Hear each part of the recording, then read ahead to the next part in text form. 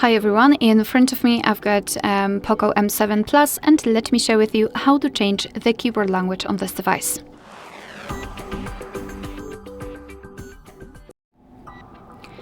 So let's start with opening the app which will provide you with the keyboard. So for example, messages, notes, browser, settings, whatever, just have the keyboard on the screen like here. And now all you have to do is to tap on the settings icon in this upper panel. So let's tap. Then let's go to languages, and here tap on Add Keyboard.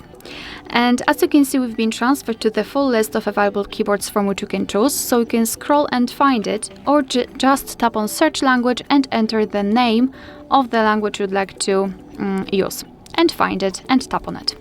Now we can choose the keyboard layout, so it's totally up to you. If you wish, you just mark the option which you'd like to use and tap on Done.